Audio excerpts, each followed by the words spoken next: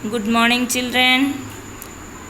चर्चा को आगे बढ़ाते हुए मैं अगला छंद पढ़ती हूँ, फिर शब्दार्थ बताऊँगी और अंत में भावार्थ बताऊँगी। तो यहाँ देखिए, मैं चर्चा को आगे बढ़ाती हूँ। न्यायोचित सुख सुलभ नहीं, जब तक मानव को चैन कहाँ धरती पर, तब तक शांति कहाँ इस भव को। तो इसमें न्यायोचित यानी जो न्याय द्वारा उचित हो, सुलभ यानी आसानी से प्राप्त, आसानी से मिलने वाला, और चैन यानी आराम, और भव यानी संसार। अब इन पंक्तियों में कवि क्या कहते हैं ये मैं बताती हूँ।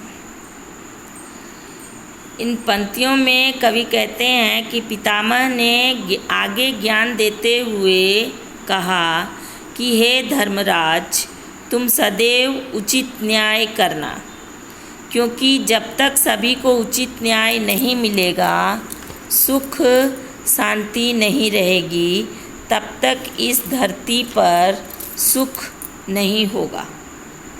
अतः सबके साथ उचित न्याय होना चाहिए, तभी सभी को चैन मिलेगा और धरती पर शांति की स्थापना होगी, और तभी तुम इस धरा पर स्वर्ग बना सकते हो। दूसरी पंक्ति में बोलती हूँ, जब तक मनुज का यह सुख भोग नहीं सम होगा, समित न होगा कोलाहल, संघर्ष न कम होगा। इसमें मनुज यानी मनुष्य, सम यानी समान बराबर, शमित यानी शांत, और कोलाहल यानी शोर। तो इन पंक्तियों में भीष्म पितामह युधिष्ठिर से कह रहे हैं कि जब तक इस धरती पर एक मनुष्य का दूसरे मनुष्य के साथ प्राकृतिक सुखों में बराबरी का भाग नहीं होगा, अर्थात जो भी जीव इस धरती पर जन्म लिया है उसे प्राकृतिक संपत्ति पर समान अधिकार नहीं मिलेगा, तब तक इस धरती पर समानता की मांग के लिए हमेशा शोरगुल, लड़ाई झगड़ा होते ही रहेगा। समानता के लिए संघर्ष जारी रहेगा। अगर इसे दूर करना है तो सबको समान अधिकार देना होगा, ताकि सभी को संतोष प्राप्त हो। कोलाहल का कारण लोगों की असंतुष्टता है, और यही सच है। ठीक है। नंबर 3 है, ये देखिए, उसे भूल वह फंसा परस्पर ही शंका में, भय में लगा हुआ केवल अपने में और भोग संचय में। तो यहाँ जो कठिन शब्द है वो फंसा यानी उलझना, फंसा यानी उलझना, और परस्पर यानी आपस में। भोग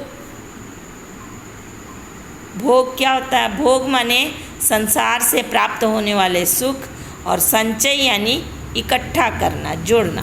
तो इन पंक्तियों में कवि कहते हैं कि भीष्म पितामह युधिष्ठिर को अगला ज्ञान यह दे रहे हैं कि सबको समान अधिकार प्राप्त हो।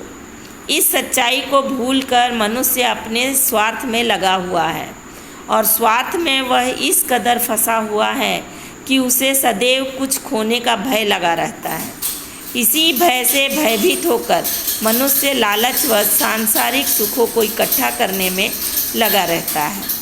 अतः ऐसे विचारों को दूर कर तुम्हें स्वार्थ रहित समानतापूर्ण समाज का निर्माण करना होगा, तभी यह धरती